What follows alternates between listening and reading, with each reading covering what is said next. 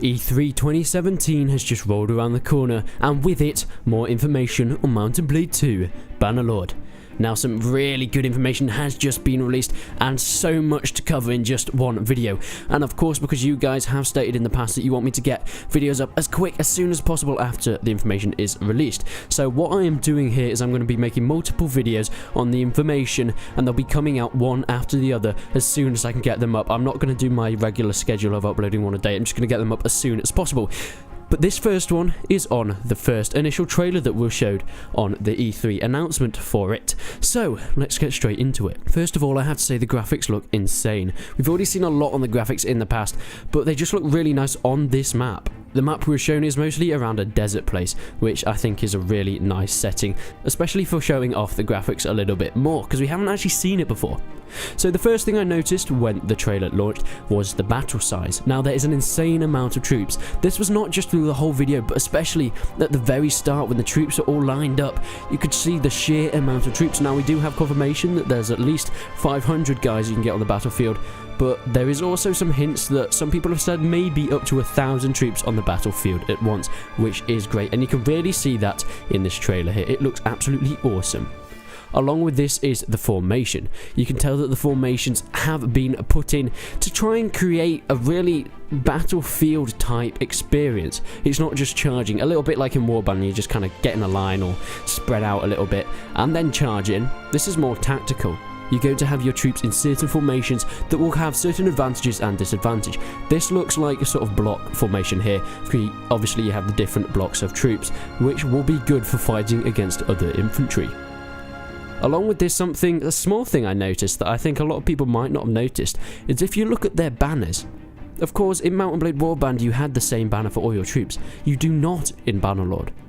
In this one, you have the same base banner, but on top of it you have different icons or something on it to kind of differentiate them, and I think this is to do with different troop types. This is a really nice addition, so you could tell exactly where your spearmen are, where your swordsmen are, or maybe it's to do with ranks as well, where your lower level units, and you can see where they are, so you can kind of decide where you want to put them to have your best advantage in the battlefield. Now, looking forward, you can see the amount of detail on the terrain, the rocks, the grass, the sand. You can see the individual parts, and it looks absolutely amazing. The work that's been put into the terrain in Mount and Blade 2 Bannerlord is very beautiful, and I am so glad that they haven't just focused on textures of the armor and weapons and things like that, but also the terrain on the ground that you're not necessarily going to be paying the most attention to, but you'll still be able to have an immersive experience because it is there.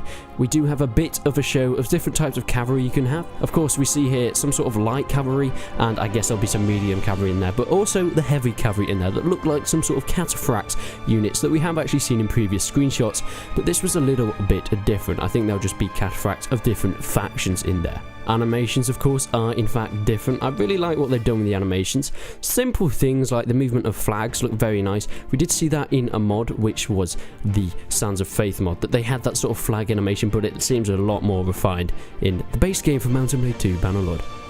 There's also the animation of when you make orders, your guy does different animations to show what order you're given, which just adds a little bit onto it as well. And of course, when you're attacking. From what I've heard from other people, this is a more realistic animation because you need to keep the momentum going, especially when you're on a horse. So when you're attacking down from the side, then you do the swing over your head and back down for another attack. This means that you can be more efficient and the combat is more flowing, and I'm very glad that they are improving the combat in this way to help it flow a lot more than we have it in Warband.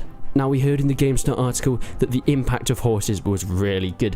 The amount of force you get when charging into a group of men is there to show, and we can really see this in the trailer when a guy gets absolutely whacked by a horse and he goes absolutely flying, and it looks beautiful. Something else I noticed is the blood.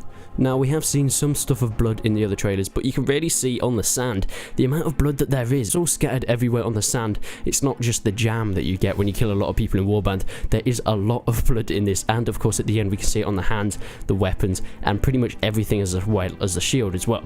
A new mechanic that I did see was of course shield bashing.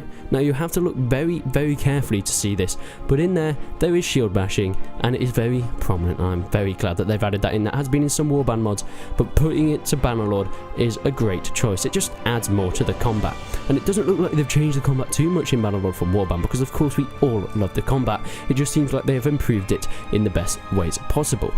But that is the short trailer we got. There'll be multiple videos. There'll be one up on the full gameplay of that trailer, and there's some more gameplay as well that I'll be putting some videos up on in a couple of hours. There's also a lot of blogs and texts and stuff that I'll read through, search through it, sift through it, and get the main bulk of the information out to you guys in a few hours. If you guys haven't already and you want to see that, hit that subscribe button, put a like in this video, and I'm going to be getting this Bannerlord information out in the next few hours for you. It's all going to be coming all at the same time, so you better be prepared. So thank you guys for watching, and until then, I will see you in the next one.